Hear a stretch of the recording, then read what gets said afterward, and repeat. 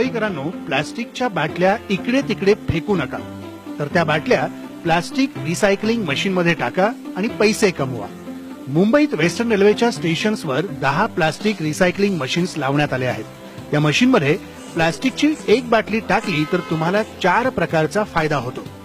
मशीनमध्ये प्लास्टिकची बाटली टाकली की ती बाटली क्रश केली जाते.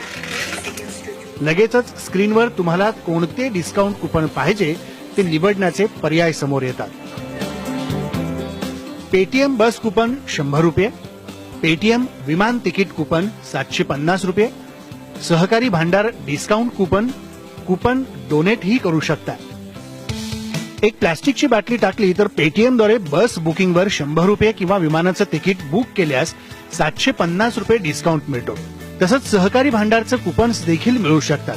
डोनेशनचा पर्याय देखील उपलब्ध आहे. क्रश प्लास्टिक पासून यान तयार करण्यात येणार आहे. या यानपासून टी शर्ट तयार करून ती गरजू मुलांना वाटली जाणार आहे. परदेशात अनेक मोठ्या सुपर मार्केट्सच्या बाहेर या मशीन्समध्ये प्लास्टिक रिसायकलिंग मशीन्स लावण्यात आल्या आहेत. मग अशा मशीन्स भारतात का नको या संकल्पनेतून हरीश कारंडे यांनी make in India plastic recycling मशीन्सचा प्रयोग वेस्टर्न रेल्वेवर सुरू केला आहे. जेव्हा मी ते इथे परदेशी बघितलं तर मी हा विचार केला की आपल्या इंडियामध्ये पॉप्युलेशन ही भरपूर आहे आणि लोक वाटेल तिथे प्लॅस्टिक बॉटल्स फेकतात, तर वाय नॉट असं मशीन काही इथे बनवलं जाऊ. So I invented this machine. मुंबईत वेस्टर्न रेल्वे नवीन प्रयोग करण्यात अग्रेसर असल्याचं नेहमीच पाहायला मिळतं.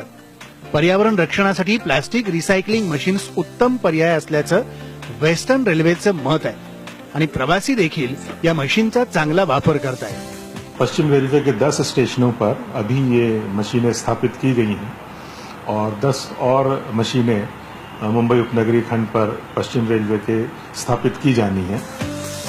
सुरुवातीला रेल्वे स्टेशनच्या कोपऱ्यात दिसणारे हे मशीन नक्की काय आहे याबद्दल लोकांच्या मनात संभ्रम असतो.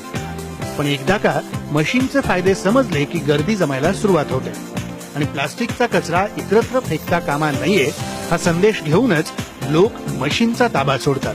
प्लॅस्टिकमुळे इतर गार्बेज टाकल्यामुळे लोकांचे जे पावसाळ्यामध्ये हाल होतात, तर लोकांना एवढंच सांगू इच्छितो की इकडे तिकडे बाटल्या किंवा प्लास्टिक कुठे वस्तू टाकण्यापेक्षा ही रिसायकलिंग मशीन जी आहे याच्यामध्ये टाका. चांगली गोष्ट आहे. ही योजना पण अतिशय चांगली आहे. तुम्हाला त्याचा फायदाच आहे. पण या मशीनद्वारे ती रिसायकल होते आणि आपल्याला त्याचे रिटर्न्स पण मिळतात किंवा आपण डोनेटही करू शकतात. तर डोनेट केलं तर लोकांना फायदाही होतो किंवा आपल्याला पेटीएमद्वारे त्याचे कॅशबॅक वगैरे ऑप्शन्स पण मिळतात. फ्लाईटवरती कॅशबॅक आहे किंवा बसवरती कॅशबॅक आहे. हे सगळे सुविधा उपलब्ध असताना आपण उगीच कचरा का करा. चीनमध्ये एकट्या बीजिंग शहरात 3000 प्लास्टिक रिसायकलिंग मशीन्स आहेत, तर शांघायमध्ये 1800. मुंबईत मात्र या मशीन्सची संख्या केवळ 10 आहे. स्वच्छ भारत अभियानामध्ये मुंबईला 29वा क्रमांक मिळाला आहे. मुंबईत नालेसफाई सुरू आहे. नाल्यांमधनं प्लास्टिकच्या बाटल्या किंवा प्लास्टिकचा कचरा मोठ्या प्रमाणात बाहेर पडतोय. त्यामुळे मुंबईकरांनो, कचरा कुठे टाकायचा याचा निश्चितपणे विचार करा आणि मुंबईतल्या पर्यावरणाचा समतोल राखा. व्हिडिओ जर्नलिस्ट सचिन कुबडेसह महेंद्र मोरे, IBN लोकमत, मुंबई.